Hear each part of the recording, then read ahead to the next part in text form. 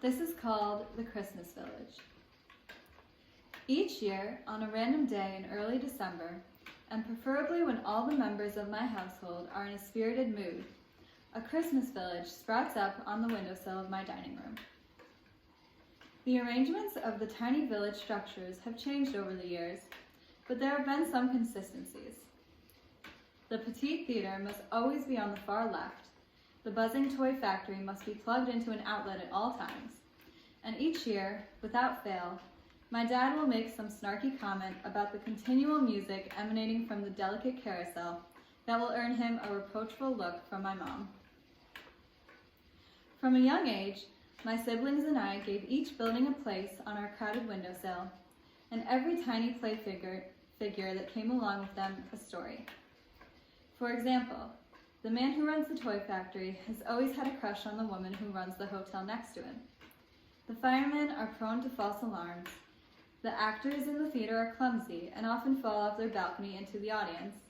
And the two children who ride the carousel with their grandfather are rambunctious and are not afraid to point out the romance between the factory and hotel owners. Occasionally, Christmas characters from other worlds will spend the day in the village. A deer from our Playmobil advent calendar would run amok on the town. A Santa Claus ornament would enjoy a meal at the diner. The village was a welcoming place.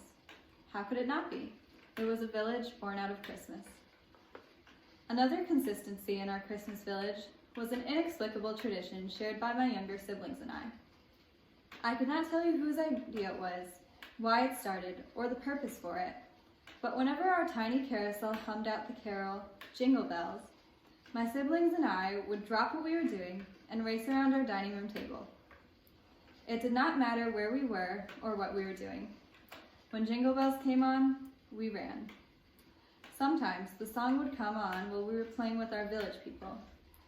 We would hear the first notes and our heads would snap up, our eyes would lock. We knew what we had to do. Toys abandoned, we got up and circled the dining room table with bursts of laughter and shouts of, "Go faster!" We must have looked pretty silly to our Christmas village friends. Why do they do that? They must have thought. My guess is as good as theirs. The only possible explanation I can think of is that we were full of joy.